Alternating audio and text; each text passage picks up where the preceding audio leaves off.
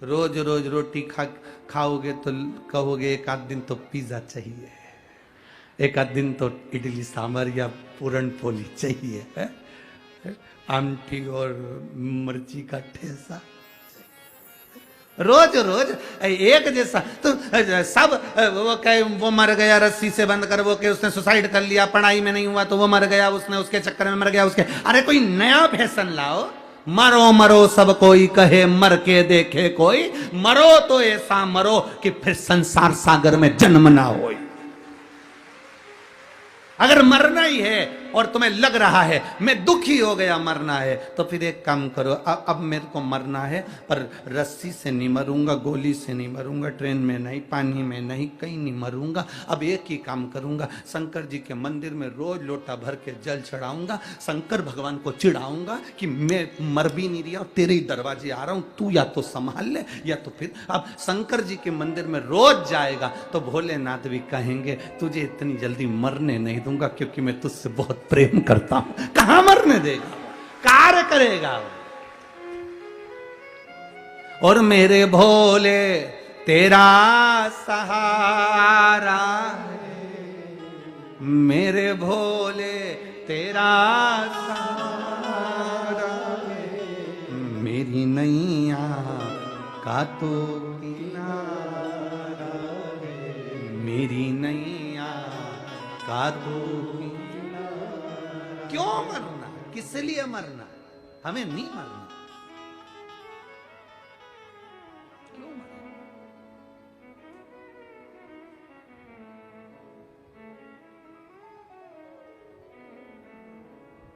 कोई कितना ही कहे, हमें नहीं मरना। बिल्कुल दो तीन चीजें तो बिल्कुल पकड़ लो तुम जीजियों। मैं तुम्हारा निवेदन करूं तुम लोगों से, बिल्कुल सब भाई बहनों से निवेदन, बिल्कुल पकड़ लो इस चीज के, हमें चाहे कुछ भी हो जाए नहीं मरना।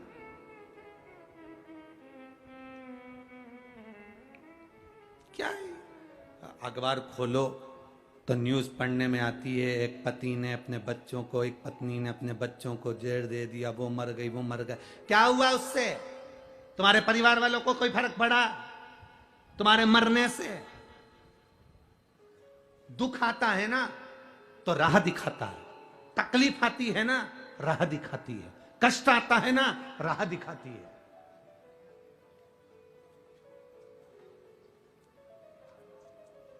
जब तक तपोगे नहीं तब तक निखरोगे नहीं। सोने के भी जेवर तप कर बनते हैं, सोने की कीमत में और जेवर की कीमत में अंतर हो जाता है।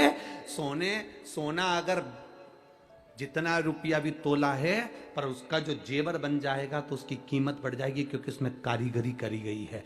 तुम्हें अगर तपाया गया है, तुम्हें अगर दुख दिया गया है, तुम्हें अगर कष्ट दिया गया है, तो तैयारी रखना तुम कीमती जेवर बनने वाले हो, जो परमात्मा तुम्हारे साथ में। क्यों मरना, किस लिए? दो चीजें पकड़ के रखो, कितना भी दुख हो नहीं मरना, जा। कर्जा भी हो गया ना, नहीं मरूं, जा। और अगर लड़ाई हो जाए तो मेरी जीजियों से निवेदन है, कभी लड़कर मायके मत जाना। छाती पे मूंग डालो, वहीं रहो, नहीं जाऊंगी। घर के लोग कितने ही कहते जा अपने बाप के घर, नहीं जाऊंगी। जितना झगड़ा हो उतना चने की दाल गलाओ, पूरन पोली बनाओ, खा, नहीं जाऊंगी। और अगर वो ज्यादा बोले कि तू जा, तो साथ में आमठी भी तैयार करो, नहीं जा। और ज्यादा गुस्सा आए तो मिर्ची को कूट के ठेसा बना लो, पर मत जा, नहीं जा। कहे तो जा अपने बाप के घर, जा अपने पिता के घर, नहीं जाऊंगी, जा। मेरी माताओं से निवेदन, आज घर जो टूट रहे हैं ना इसी बात के, तुम चले जाती हो मायके, मायके वाले तुमसे कह देते हैं अब मत जाना, कभी भी मत जा। अब हम उनको अदालत में देखेंगे, इसमें देखेंगे, उसमें देखेंगे। और बेटा और बेटी का घर टूट गया, वो अदालत में खड़े हैं, वो अदालत में पहुंच रहे हैं, अदालत में एक दूसरे का मुंह देख रहे हैं, इधर से ये भड़का रहा है, उधर से वो भड़का रहा है। मत जा, वही छाती पे रहे, नहीं जाऊंगी, जा। ये 20 साल अगर दारू पिया होगा तो इसमें पत्र में लिखा है जो बात तो हमने बोली नहीं है, जो पत्र में लिखी वो बात तो बोली नहीं, कि कितना बकते होंगे, कितने बोलते होंगे, कितने कहते होंगे, कितने 20 साल में कितना सहन करा होगा, जरा विचार करिएगा। हमने वो बात बोली नहीं है, कितना सहन करा होगा। रहो, संभालने का थोड़ा प्रयास करो, और जिस दिन तुम संभालना सीख गए,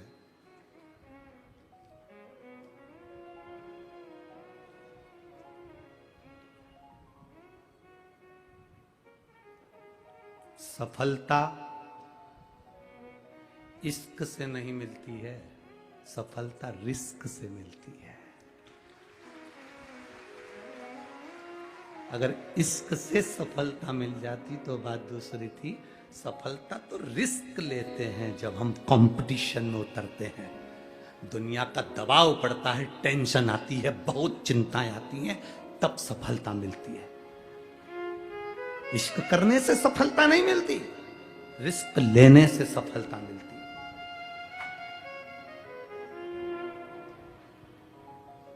बल्लाल के गांव के लोग सेठ जी के पास जाकर बोले, तुम्हारा बेटा खुद भी नहीं पढ़ता और हमारे बच्चों को भी नहीं पढ़ने देता।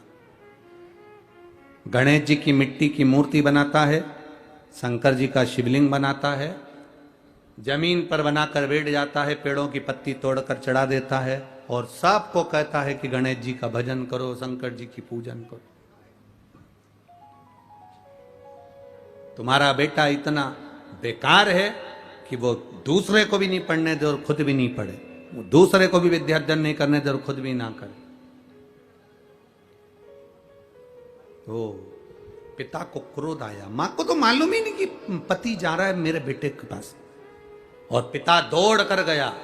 आज बेटे को देखा कि यहां मूर्ति की पूजन कर रहा, गणेश जी की मूर्ति उठाकर फेंक दी, शिव जी की मूर्ति उठाकर फेंक दी। बेटे को पेड़ से बांध दिया, 2-3 दिन भूखा रहेगा, सब ठिकाने लग जाएगा। कब तक गांव वालों के ताने सुनूंगा मैं? कब तक श्रवण करूंगा मैं? कब तक सुनूंगा मैं? मूर्ति को फेंक दिया गया और बेटे को पेड़ से बांध दिया। शाम होने लगी, सेठानी को अपने बेटे की याद आई। बल्लालेश्वर तीसरे नंबर के विनायक हैं अष्ट विनायक में, तीसरे। सेठानी को अपने पुत्र की याद आती है, और सेठानी को जब पुत्र की याद आई तो उसने अपने पति से, सेठ जी से कहा, सुनो जी स्वामी, मेरा बेटा नहीं दिख रहा, मेरा बेटा ना जाने कहां चले गया, ढूंढ रही हूं, मिल नहीं रहा, वो विद्यालय से भी नहीं आया, वो ना जाने कहां रह गया, गुरु घर पूछ के आई हूं, गुरु घर पे भी नहीं मिला, मेरा बेटा कहां, मेरा पुत्र कहां? सेठ अपनी पत्नी को यह नहीं बता रहा कि मैं उसको पेड़ से बांध कर आ गया हूं। शाम हो गई, मध्यरात्रि हो गई, मध्यरात्रि हो गई, पूरी रात निकल गई, सुबह हो गई, सेठानी को नींद ना आई क्योंकि मेरा पुत्र ना जाने कहां गया है। अब एक बात बताओ आप, एक मां को बेटे की जितनी चिंता होती है, उतनी ही चिंता, उतनी ही बेचैनी उस परमात्मा को भी अपने भक्त की होती है।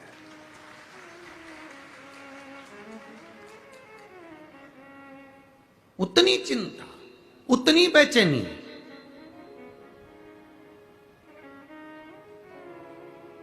उस परमात्मा को भी होती है, अपने भक्त की होती है।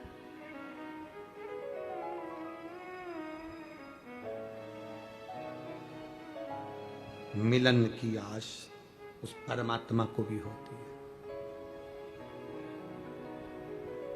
मिलन की आस उस परमात्मा को भी। तो कैसे मिले मेरा वो भक्त? मां जितनी बेचैन हो रही है अपने पुत्र से मिलने के लिए। एक रात हो गई, रात बड़ी भारी निकलती है, जब बेटा नहीं दिखे, छोटा सा बेटा, मात्र 8 वर्ष की आयु जिसकी, और वो बेटा ना दिखे तो मां की हालत क्या होगी? पिता चैन से सो रहा है क्योंकि उसको मालूम है मैं बांध कर आया, उसको मालूम है मैंने पेड़ से बांधा है, पर मां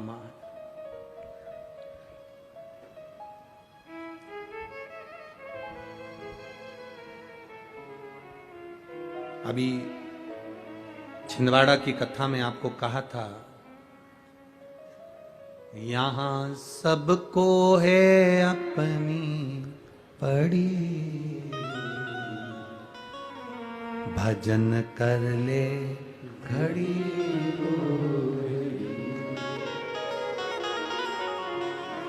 यहाँ सबको है अपनी पड़ी,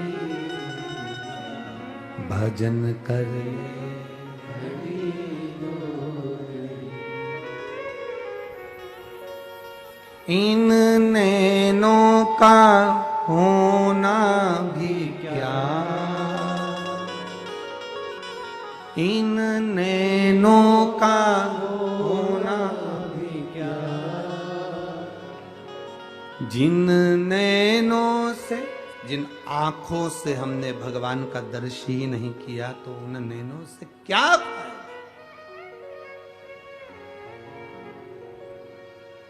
क्या लाभ?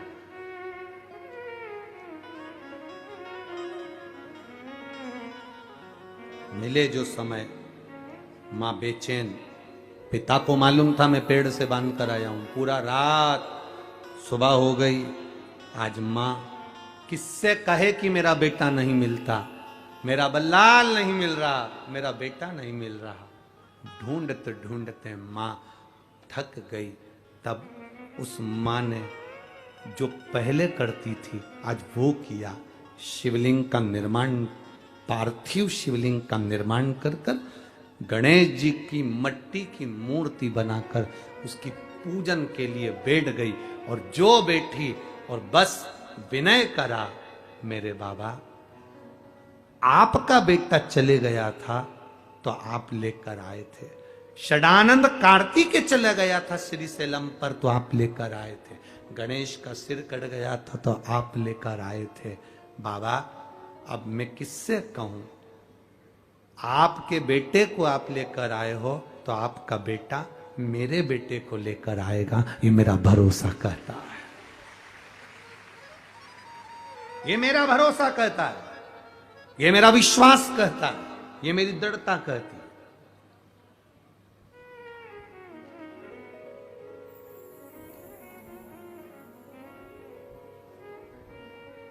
वो साध सकता है। पिता बेटे को इतना बोल्ड बनाए कि जब घर में बहुत बहुत ध्यान देना, पिता अपनी बहन को कुछ दे रहा है कि नहीं दे रहा उससे मतलब नहीं, पर भतीजे जो हों वो भतीजे ऐसे ऐसे मेहनत करने वाले हों, जब बुआ आए तो भतीजे शान से अपने घर में अपनी माँ से कह सके, मम्मी राखी पे बुआ आने वाली है, उसको 2 साड़ी देना, एक पिता की तरफ से भतीजे की तरफ से। अब उसका भतीजा भी कमा रहा है, अब मैं भी कमा रहा हूं, देव बुआ आई है उसको देना। पिता से ज्यादा भतीजे का फर्ज बनता है कि अपनी बुआ को कुछ दे।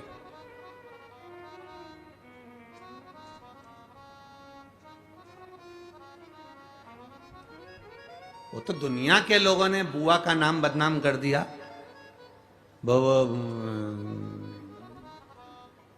प्रहलाद की जो बुआ थी उसने, दुनिया के लोगों ने कहानी गलत कर दी, पूरी कहानी गलत बताई। अगर दुनिया के लोग सही कहानी बताते तो भतीजा और बुआ का संबंध खराब नहीं होता। कहानी गलत थी ना। लोगों ने कहा, हिरण्यकशिपु ने अपनी बहन से कहा, बहन तू अपने भतीजे को गोदी में रखकर बैठ जा और चादर ओढ़कर बैठ जाना, तू बच जाएगी, तेरा भतीजा जल जाएगा। तो बुआ भतीजे को जलाने के लिए गोदी में लेकर बैठी। बोलो सही है कि गलत है? लोगों ने कहानी गलत बताई। होलिका, लोगों ने कहा उसने अपने भतीजे को जलाया। पहले तो होलिका का नाम तो निकालो कि होलिका का नाम क्या है।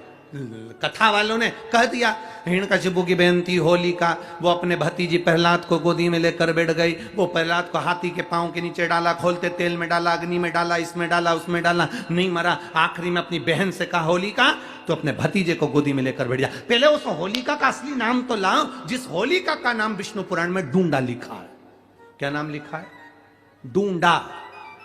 होलिका का असली नाम लिखा है विष्णु पुराण में डूंडा। इसलिए आज भी होली में लकड़ी नहीं जलाई जाती, मोटे मोटे डूंड जलाए जाते हैं, क्योंकि उसका नाम डूंडा है। और डूंडा बैठी अग्नि में, भतीजे को गोदी में लेकर बैठ गई। उसके पास में एक ब्रह्मा जी की चादर थी, जिसको ओढ़ कर बैठ जाती थी तो आगी में जल नहीं सकती थी। डूंडा ने देखा चारों तरफ से आगी लग गई, मेरा भतीजा जल जाएगा। तो बुआ को लगा मेरा भतीजा जल जाएगा। बुआ वो होती है जो दुआ देती है, बुआ कभी बद्दुआ नहीं देती है। और डूंडा ने अपनी चादर को उतारा, आगी चारों तरफ से लग गई। बुआ को लगा मेरा भतीजा जल जाएगा, तो अपनी चादर उतार कर अपने भतीजे पे डाल दी, और बुआ खुद जल गई पर अपने भतीजे को नहीं जलने दिया। ये कथा है, पर लोगों ने उसको पूरी पलट दिया, पूरा पलट दिया। बुआ कब जलाई अपने भतीजे को? आप में से इतनी सारी बुआ बैठी हैं, कभी अपने भतीजे को अपशब्द कहा?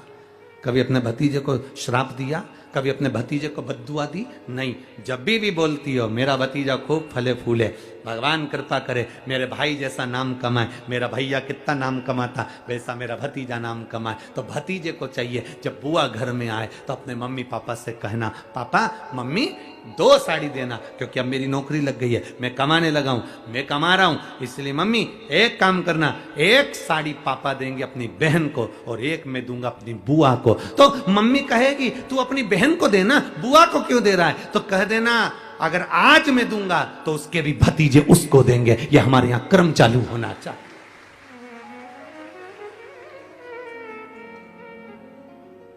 पर करे क्या, 4 भाई 1 साड़ी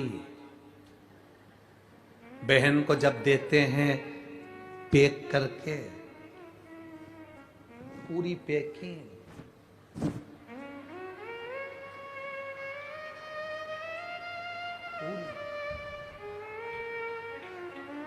अच्छी बढ़िया वाली साड़ी। अगर ढीली ढीली दिखे तो उसमें कपड़ा भी फंसा दे, कागज जोड़ और पैकिंग करके, और 4 भाई 1 साड़ी। चारों भाई राखी बनवाने के बाद ऐसे हाथ लगा के देते हैं जैसे पूरे पुणे की प्रॉपर्टी दे रहे हो, पूरे पुणे की प्रॉपर्टी।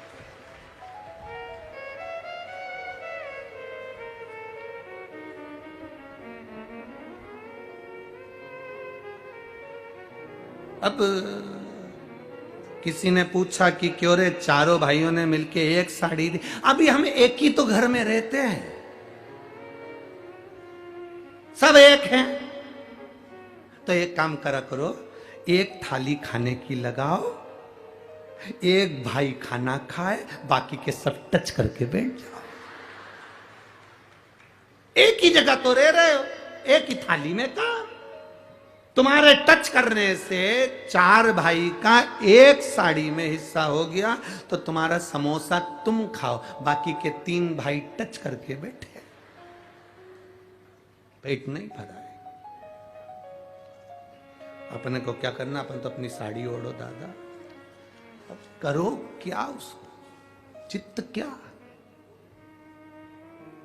विचार करिए जरा, या भरोसा अपने भतीजा कहे नहीं देव, बहन बेटी को देने से कभी घटता नहीं है, कभी नहीं घटेगा, जिंदगी भर नहीं घटेगा। क्या घट रहा है? शिव को दिया कभी नहीं घटता, संत को दिया कभी नहीं घटता, और बहन बेटी को दिया, गौ माता को दिया, कभी नहीं घटता, कभी नहीं घटता।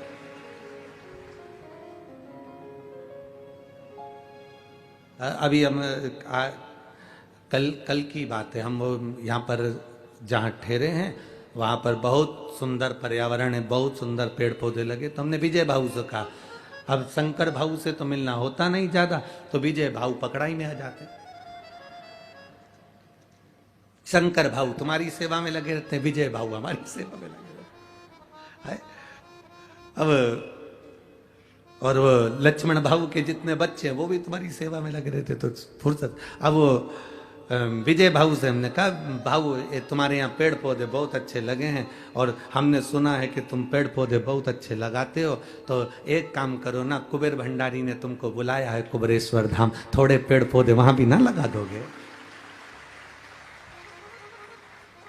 कुबेरेश्वर बाबा सेवा कम देता है, पर देता है तो दम से देता है। तो हमने उनसे कहा तुम यहाँ पेड़ पौधे लगाते, थोड़ा कुबेर भंडारी पर भी आओ, कुबेरेश्वर धाम बाबा के धाम, वहां पर भी थोड़े अच्छे बड़े बड़े पेड़ लगाओ, बेलपत्री के लगाओ, बाबा को सुंदर आनंद आए। छोटा मोटा अब इतने बड़े बड़े पौधे लगा देते हैं तो वो जो माता कंकर शंकर की पूजन करने आती है वो पेड़ पौधे ही उठा के ले जाती है। तो हमने उनसे कहा कम से कम 15-15, 20-20 फीट का पेड़ लेकर और कम से कम कुबेरेश्वर धाम पर लगा, थोड़ा बड़ा तो लगाओ। अब वहां पर जो वृक्षारोपण करने आते हैं वो उसी में का हाल है जैसे एक नेताजी एक बगीचे में पौधा लगा के जाते हैं, तीसरे दिन बकरी छाड़ जाती। तो करो क्या इतना छोटा सा पौधा का, बड़े बड़े लाओ। तो तुम लगा सकते हो कि मां पनपे, थोड़े दिन अपने घर पे उसको बड़ा करो तो लाओ। तो विजय भाऊ बोले गुरुजी आप चिंता मत करो, बाबा ने अगर बुलाया है कुबेर भंडारी ने तो मेरा भाऊ लक्ष्मण भाऊ उसका भी एक आनंद होगा और कुबेर भंडारी के बगीचे में हम भी पौधे लगाएंगे। ये बाबा की आनंद था। शंकर भाऊ, विजय भाऊ, हम तो यही कहेंगे मिले सेवा करो, दिल से करो। बहन बेटी को दिया घटता नहीं, गौ माता को दिया घटता नहीं, संत सन्यासी को दिया घटता नहीं, और अपने माता पिता को दिया कभी नहीं घटता, क्योंकि माता पिता मरने के बाद तुझे ही देकर चले जाते हैं, तुझे स्वयं देकर जाएंगे।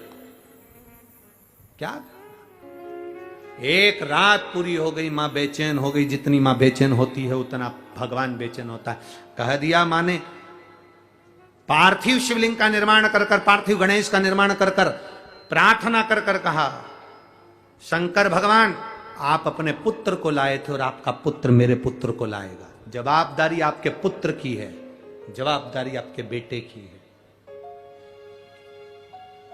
जब बेटों पर जवाबदारी आती है तो फिर वो जवाबदारी बड़ी प्रबल होती है, बड़ी प्रबल। शिवलिंग बना लिया, गणेश बना लिए, पूजन में लग गई। सेठ आया, सेठ ने आकर अपनी पत्नी सेठानी से कहा, मुख से कहा तेरा बेटा भी यही करता था, तेरा बेटा यही काम करता था और तू भी यही कर रही है। ये माता के गर्भ के संस्कार है, ये हमारे संस्कार हमारे बच्चों में आते हैं।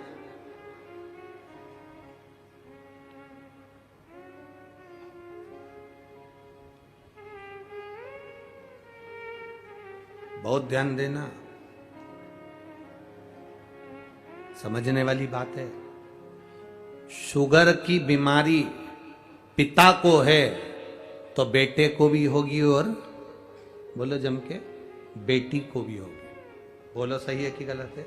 डॉक्टर के पास दिखाने जाओगे तो पूछ लेगा क्यों तुम्हारे यहाँ किसी को शुगर थी क्या, तुम्हारे यहाँ किसी को बीपी था, तुम्हारे यहाँ किसी को ये बीमारी थी। डॉक्टर पूछता है बीमारी के लक्षण, बीमारी का थोड़ा थोड़ा लक्षण अपने वंश में चला आता है। अगर पिता को शुगर थी, दादा को शुगर थी, तो बच्चों में धीरे धीरे वो आएगी, आती है। वो ब्लड की बीमारी है। अगर शुगर तुम्हारे पोते तक आ सकती है तो शंकर का भजन भी तुम्हारे पोते तक आना चाहिए।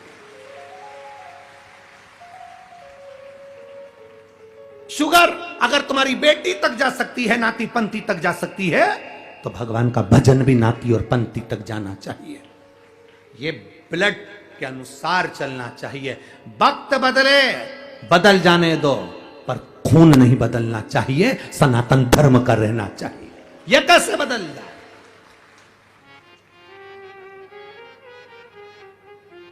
अपना रक्त नहीं बदलना चाहिए। लोग कहते हैं अरे तुम्हारे सनातन धर्म में, तुम्हारे हिंदू धर्म में, तुम्हारे सनातन धर्म में क्या रखा है? जबरदस्ती के ढोंग प्रपंच लगा कर बैठे हो। क्या रखा है सनातन धर्म में? उनसे कह देना झूठा खा लूंगा पर किसी दूसरे धर्म में नहीं जाऊंगा, अपने धर्म को महान बनाऊंगा। सनातन धर्म की श्रेष्ठता पाऊंगा, नहीं भटकूंगा। क्यों भटकूं? दूसरे धर्म के लोगों के लिए बहुत सारे देश हैं, दूसरे धर्म के लोगों के लिए बहुत सारे देश हैं, बहुत देश, पर मेरे भारतीयों के लिए, मेरे सनातनियों के लिए कोई बहुत सारे देश नहीं है, केवल एक भारत देश है। और ये बचा लिया तो बच, केवल एक। अगर दूसरे धर्म के लोग अगर यहां से चले भी जाएंगे तो दूसरे देश में पहुंच जाएंगे, क्योंकि उनके देश बसे हुए हैं, उनके देश, उनके धर्म के देश बसे हैं। पर कोई भारतीय देश, कोई भारतीय देश एक आध बता दो, एक आध देश का नाम बता दो जो भारतीय हो, जो सनातनी हो। सनातनियों के लिए, भारतीयों के लिए केवल एक देश, और ये भारत देश, इसके सिवा कुछ नहीं। कहां जा, अपना घर छोड़कर कहां जाओगे? इसी में रहना है। चंदन है इस देश की माटी, तपोभूमि हर ग्राम है, हर बाला देवी की प्रतिमा, बच्चा बच्चा राम है। हर एक में परमात्मा समाया। ये केवल एक भारत ही तो ऐसा है, केवल भारत। यहां पत्थर को भी प्राण दिया जाता है और उसकी प्राण प्रतिष्ठा करी जाती है, वो भारत के सिवा कहीं नहीं होता। पत्थर को भी प्राण दिया जाता है, वो भारत के सिवा कहीं नहीं होता। बाजार में जाओगे, गणेश जी की मूर्ति मिल रही है, मिल रही कि नहीं मिल रही? अरे बोलो जम के जरा। बाजार में जाओगे, गणेश जी की मूर्ति मिल रही है, खड़े हो जाओगे, माताएं खड़ी हो जाएगी। क्यों? वो गणेश कितने का है? 551 रुपए का। ओ, इतना बड़ा तुमने अभी आगे देखा था? वो तो 351 में दे रहा था। हम भगवान को नहीं खरीद रहे हैं अभी, हम केवल मूर्ति को, केवल जिस व्यक्ति ने उसका निर्माण करा, हम केवल उस मूर्ति को खरीद रहे हैं। हम अभी भगवान को नहीं खरीद रहे हैं।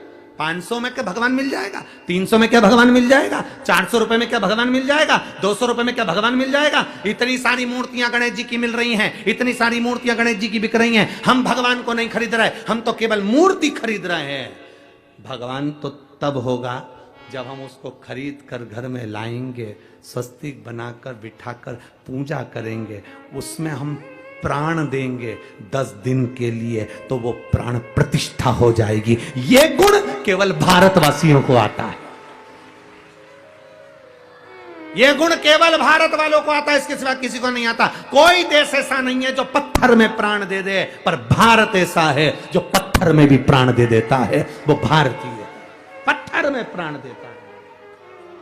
और 10 दिन हम गणेश जी महाराज की आराधना, पूजन, अर्चना खूब दिल से करते हैं। और ये वो भारत है जब गणेश जी की वो फिर जो 200 रुपए की मूर्ति तुम आकर रहे थे, वो जब जाता है तो आंख में आंसू आता है। इसी को प्राण प्रतिष्ठा कहते हैं, इसी को सनातन धर्म कहते हैं।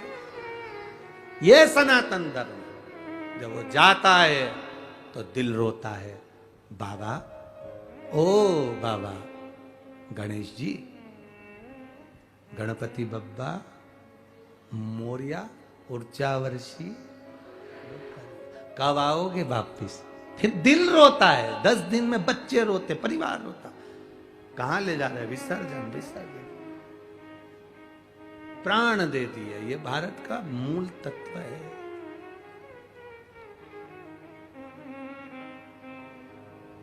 इसीलिए शिव तत्व कह रहा है, भगवान शंकर का संवाद का, ओगरदानी का सुंदर भाव कर रहा है, शिव तत्व।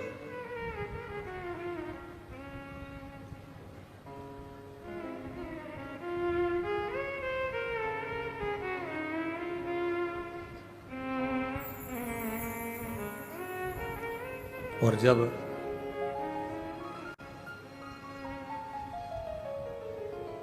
बल्लाल की मां ने मांगा, गणेश जी महाराज पहुंचे।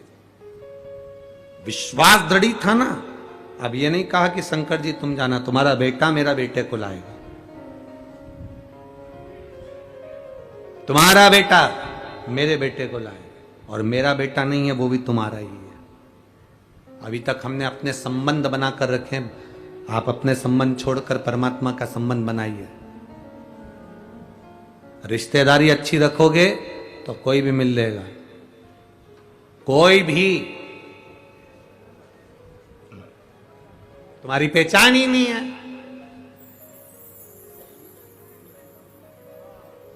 तुम्हारी पहचान नहीं। अच्छी पहचान तो बनाओ पहले।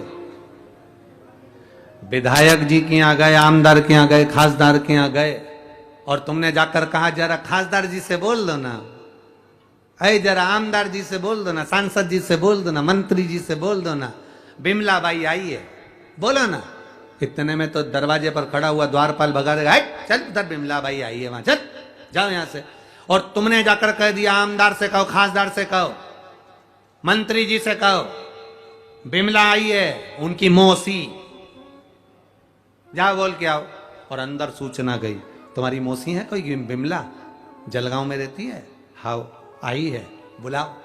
आमदार खासदार मंत्री जी के अंदर लाओ, जल्दी लाओ, मेरी मौसी है, अंदर बुलाओ उसको, बुलाओ। तुमने कह दिया मौसी आई है तो तुरंत अंदर लिया, तुमने कहा केवल बिमला आई है, दरवाजे से भगा दिया। भगवान शंकर से तुम ऐसा संबंध बनाना, तुम्हारी रिश्तेदारी ऐसी बनाना कि जैसे यमराज आए और इतने में तुम्हारे मुख से निकल जाए, बुलाओ। कह दो भोलेनाथ जी को, कह दो यमराज को, किसको लेने आया है, किसको, तो कह तुझे लेने आया हूं, जा पहले शंकर भगवान से पूछ किया मेरा संबंध क्या है, रिश्तेदारी क्या है। अकाल मृत्यु वो मरे जो काम करे चंडाल का, काल उसका क्या बिगाड़े जो भक्त हो महा। क्या बिगड़ेगा, इसीलिए ऐसा डमरू बजाया,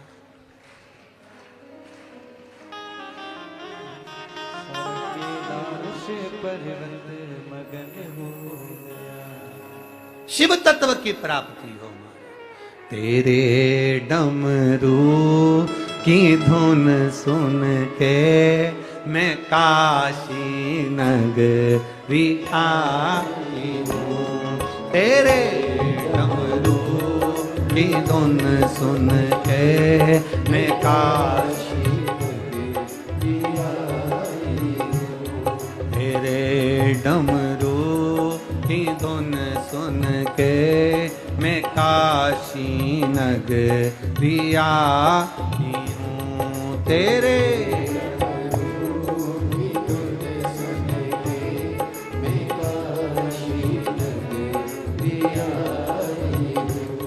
मैं काशी नगरी आई